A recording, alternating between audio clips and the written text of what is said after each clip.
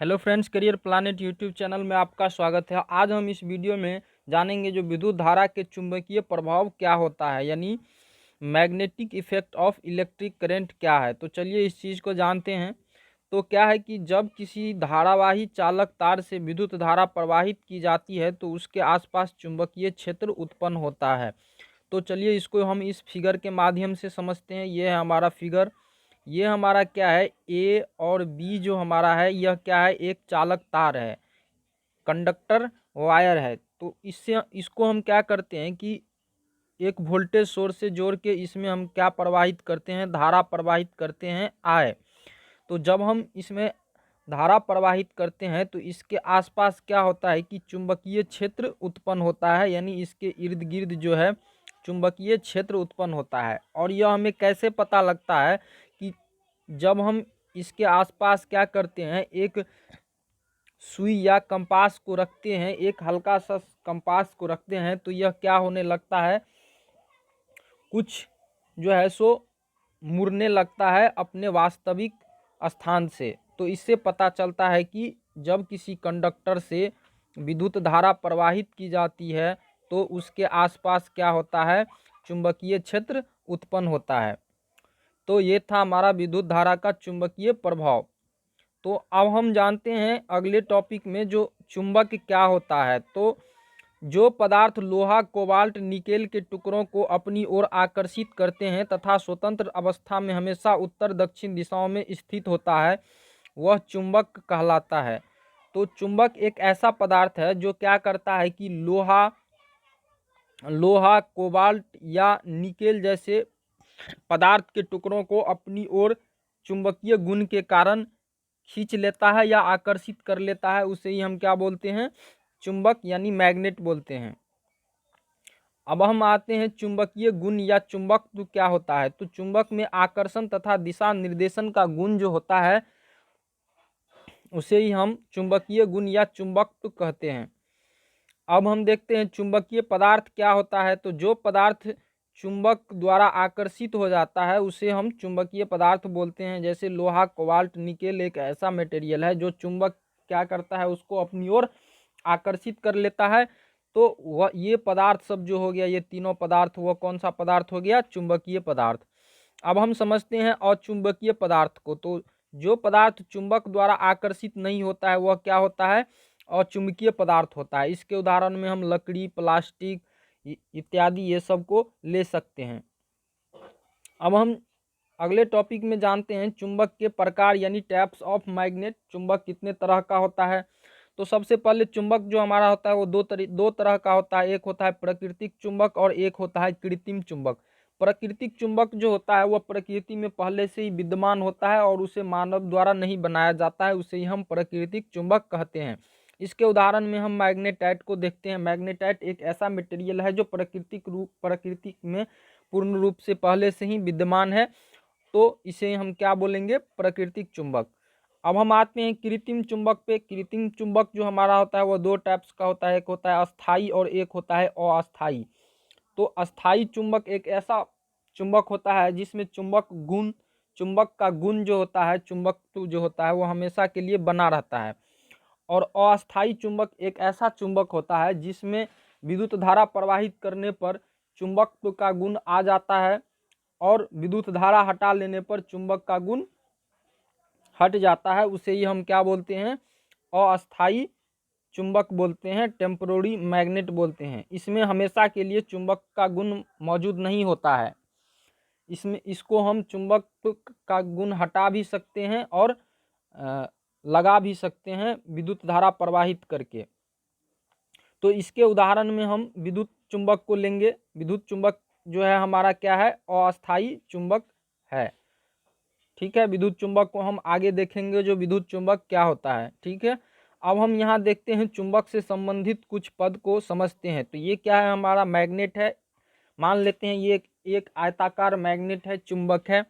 तो इसमें हम देखते हैं जो इसमें क्या होता है कि ये नॉर्थ और ये साउथ क्या है, हमारा ध्रुव है। इसको हम क्या बोलेंगे, ध्रुव बोलेंगे। ठीक है, और अब हम आते हैं इसके अक्ष पे। तो चुंबक का अक्ष कहाँ होता है, इस चीज को देखते हैं। इनके ध्रुवों के बीच जो एक इमेजिनरी लाइन खींचा होता है, स्ट्रेट इमेजिनरी लाइन, उसे ही हम क्या बोलते हैं, अक्ष बोलते हैं।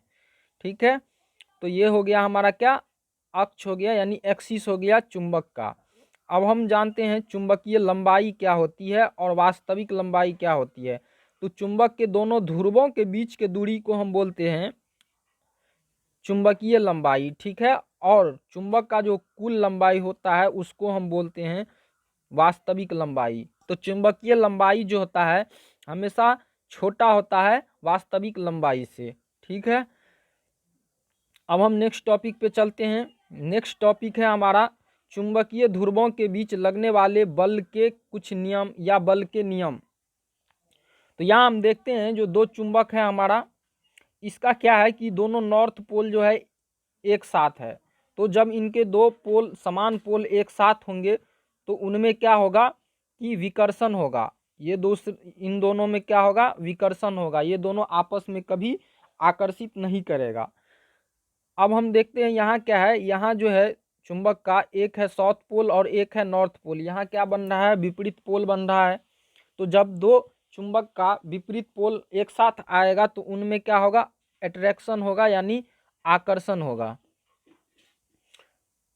अब चुंबक का एक नियम है, बल के नियम, कि चुंबक के दो ध्रुवों के बीच लगने वाला बल उनकी प्रबलता के गुणनफल के समानुपाती एवं उनके बीच के दूरी के वर्ग के व्युत्क्रमानुपाती होता है। तो चलिए इसको हम इस फिगर के माध्यम से समझते हैं और इक्वेशन के माध्यम से समझते हैं। मान लेते हैं ये क्या है, हमारा चुंबक का दो पोल है और यह M1 और M2 जो है वह क्या है, इसकी चुंबकीय प्रबलता है। और ये R जो है इन दोनों ध्रुवों के बीच का क्या है, दूरी है।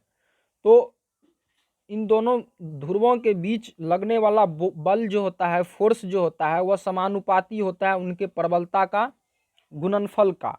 तो यहाँ F समानुपाती हो जाएगा M1 इंटू M2 और उसका बल जो होता है उसके दूरी के वर्ग के व्युत्क्रमानुपाती होता है। तो इसको हम इस तरह से लिखेंगे, F व्युत्क्रमानुपाती 1/r²। तो इसको मानते हैं हम इक्वेशन 1 और इसको मानते हैं इक्वेशन 2। और जब हम इक्वेशन 1 और इक्वेशन 2 को एक साथ लाते हैं तो हमें प्राप्त होता है F समानुपाती M1 इंटू M2/r², यानी ये हमें प्राप्त होता है। तो यही है चुंबक के बल के कुछ नियम। अब हम चलते हैं चुंबकीय क्षेत्र पे, यानी मैग्नेटिक फील्ड क्या होता है। तो चुंबक के चारों ओर स्थित वह क्षेत्र जिसके अंदर चुंबकीय प्रभाव का अनुभव किया जाता है उसे चुंबकीय क्षेत्र बोलते हैं। यानी मान लेते हैं अगर किसी चुंबक का क्षेत्र इतना है तो इसके अंदर अगर हम किसी चुंबकीय पदार्थ को रखेंगे तो चुंबक क्या करेगा, इसको अपनी ओर आकर्षित कर लेगा। तो ये जो इसका क्षेत्र होता है, एरिया होता है, उसे ही हम क्या बोलते हैं, चुंबकीय क्षेत्र बोलते हैं। मान लेते हैं ये क्या है, इस चुंबक है और ये एरिया जो है इसका इतना एरिया, यह क्या है, इसका चुंबकीय क्षेत्र है। अब हम जानते हैं चुंबकीय बल रेखाओं को, मैग्नेटिक लेंस ऑफ फोर्स। तो चुंबकीय क्षेत्र में चलने पर स्वतंत्र इकाई उत्तर ध्रुव के पथ को चुंबकीय बल रेखा कहते हैं। यानी क्या होता है कि चुंबक जो होता है उसका बल रेखाएं जो होता है वह हमेशा क्या होता है, नॉर्थ से साउथ की ओर चलता है। तो उसे ही हम क्या बोलते हैं, चुंबकीय बल रेखाएं। ठीक है, अब हम जानते हैं किसी सीधे धारावाही चालक द्वारा उत्पन्न चुंबकीय क्षेत्र की दिशा क्या होती है। तो सबसे पहले हम जानेंगे दक्षिण अंगुष्ठ नियम को, राइट हैंड थंब रूल को। तो राइट हैंड थंब रूल हमारा कह रहा है कि यदि किसी सीधे धारावाही चालक को दाहिने हाथ की मुट्ठी में इस प्रकार पकड़ा जाए कि अंगूठे की दिशा धारा की दिशा को निरूपित करे तो अंगुलियों के मुड़ने की दिशा उत्पन्न चुंबकीय क्षेत्र की दिशा होगी। तो इस चीज को हम फिगर के माध्यम से समझते हैं, जो दक्षिण अंगुष्ठ नियम क्या होता है, राइट हैंड थंब रूल क्या होता है। तो इसको हम चलिए समझते हैं। तो ये है हमारा फिगर। मान लेते हैं क्या कि ये कोई क्या है, कंडक्टर है। जब हम इस कंडक्टर को दाएं हाथ से पकड़ते हैं तो हमारा थंब जो होता है, थंब अंगूठा, वह क्या बताता है, धारा की दिशा को बताता है, यानी डायरेक्शन ऑफ करेंट को बताता है। और ये चारों उंगलियां जो हैं जिससे हम किसी भी धारावाही चालक या कंडक्टर को पकड़ते हैं तो ये हमारा चारों उंगलियां जो है वह किस चीज को इंगित करता है, चुंबकीय क्षेत्र को इंगित करता है। तो यही है हमारा राइट हैंड थंब रूल। अब हम नेक्स्ट टॉपिक में जानते हैं जो वृत्ताकार धारावाही के कारण उत्पन्न चुंबकीय क्षेत्र की दिशा का कैसे ज्ञात करते हैं और किस नियम से ज्ञात करते हैं। तो सबसे पहले हम देखते हैं क्लॉक का नियम क्या होता है।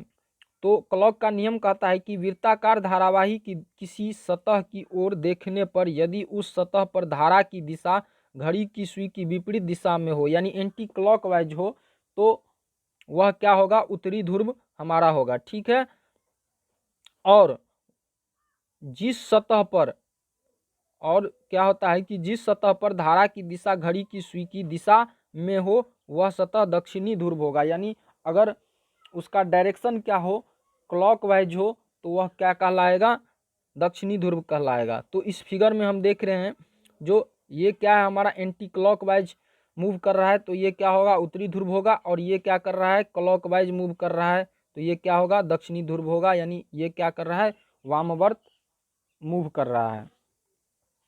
तो अब हम अगले टॉपिक में समझते हैं जो धारा के कारण उत्पन्न चुंबकीय क्षेत्र, धारा के कारण उत्पन्न चुंबकीय क्षेत्र को प्रभावित करने वाले कारक। तो इसको कौन सा कारक प्रभावित करता है, तो यह चीज देखते हैं। किसी बिंदु पर धारा के कारण उत्पन्न चुंबकीय क्षेत्र की प्रबलता चालक से प्रवाहित धारा की प्रबलता के समानुपाती तथा उसका चालक से उस बिंदु के बीच की दूरी का व्युत्क्रमानुपाती होता है। तो इस चीज को हम पहले भी एक नियम के अनुसार समझ चुके हैं। क्या होता है कि उसकी प्रबलता जो होती है M1 और M2,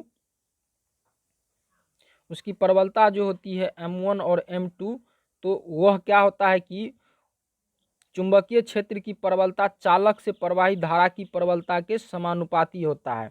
तो चालक से जो प्रवाहित धारा की प्रबलता होती है उसका क्या होता है, समानुपाती होता है। और उन दोनों के बीच का जो दूरी होता है R, उसका क्या होता है, व्युत्क्रमानुपाती होता है।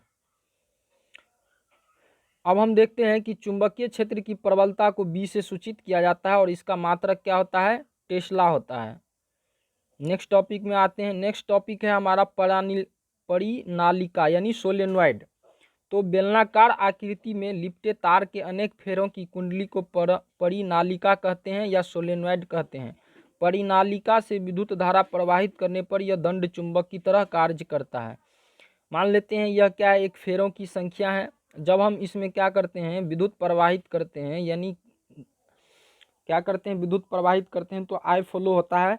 और जब इससे आई फ्लो होता है, करंट फ्लो होता है, तो यह क्या करता है, एक चुंबक की तरह व्यवहार करता है। कौन से चुंबक की तरह व्यवहार करता है, तो दंड चुंबक की तरह व्यवहार करता है। दंड चुंबक हमारा क्या है, एक आयताकार चुंबक है जिसमें क्या होता है कि दोनों पोल्स पे जो होती है चुंबकीय प्रबलता सबसे अधिक होती है, तो उसे ही हम क्या बोलते हैं, दंड चुंबक बोलते हैं।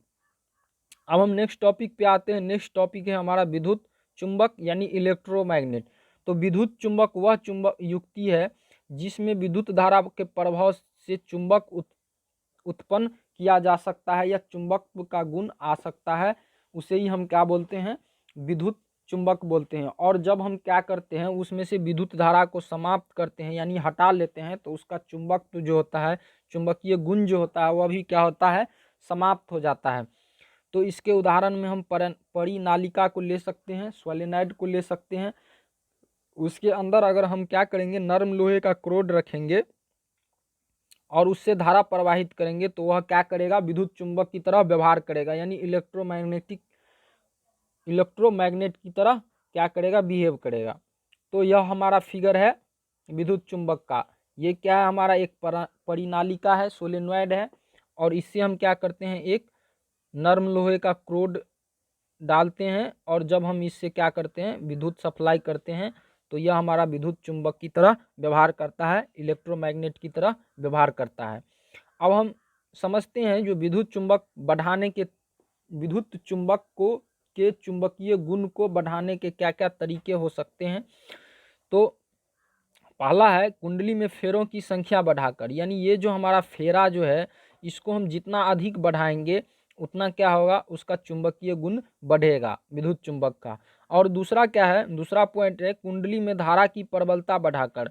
दूसरा है क्या, जो हम अगर इस कुंडली में क्या करेंगे, भी यानी वोल्टेज और करंट का मान यानी पावर को बढ़ाएंगे तो क्या होगा कि इसका चुंबकीय गुण बढ़ेगा। यानी जितना अधिक धारा की प्रबलता यानी आई को हम क्या करेंगे, बढ़ाएंगे, उतना क्या होगा, उसका चुंबकीय गुण बढ़ेगा।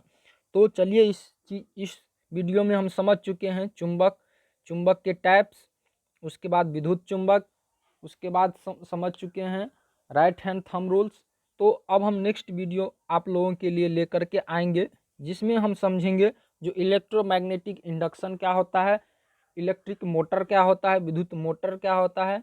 उसके बाद हम समझेंगे इलेक्ट्रिक जनरेटर या विद्युत जनित्र क्या होता है। तब तक के लिए धन्यवाद।